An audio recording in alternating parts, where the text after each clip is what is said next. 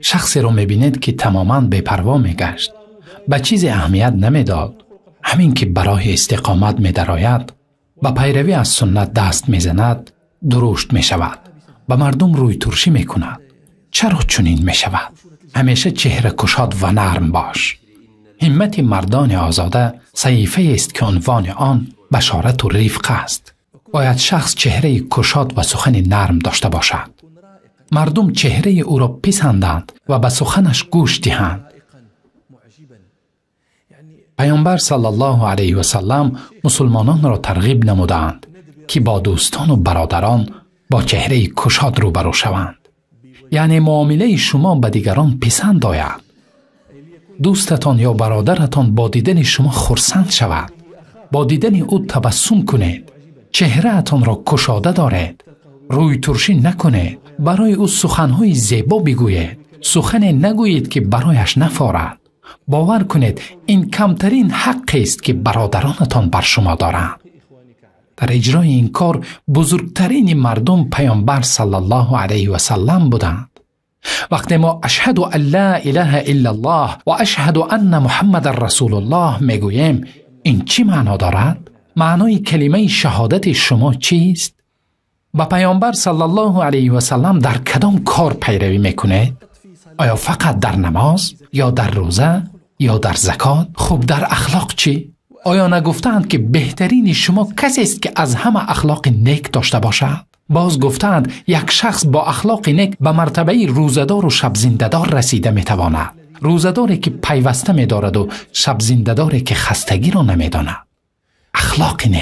اخلاق نیک در ترازوی اعمال چیزی نیست که برابر آن وزن داشته باشد. بله، اخلاق نیک. سبحان الله، ما بسیار دیده ایم که یک شخص به همه چیز بی‌پروا می‌شود. نه حلال را می‌داند و نه حرام را.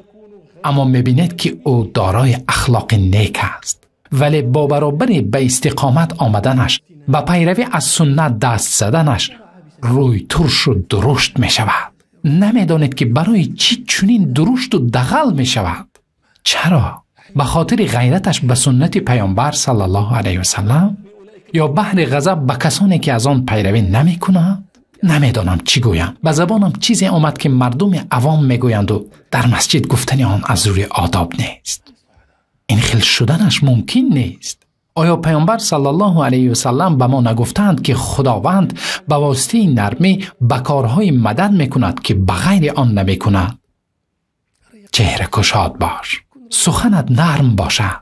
یک شخص آزاده‌ای که در بند اسلام شده است با اخلاق آن مزین بودن میخواهد، چه خیلی که میخواهد احکام و عبادات آن را تطبیق نماید. پیامبر صلی الله علیه و سلم را در مناسبتش با مردم نمونه میگیرد، چه خیلی که آن کس را در عباداتش به خدا نمونه خود قرار داده است. این شخص خودش را تنها در کارهایی که مردم میبینند مسلمان نمیپندارد. او کسی نیست که نزدیکانش از آتش معامله های او میسوزند.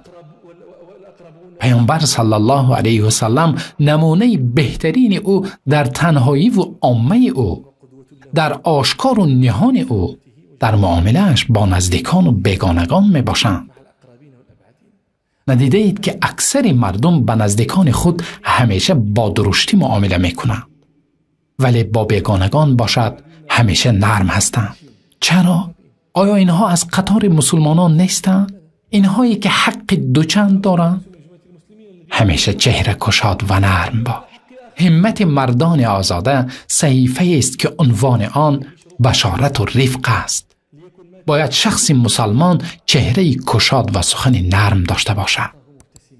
مردم چهره او را پسندند و به سخنش گوش دهند.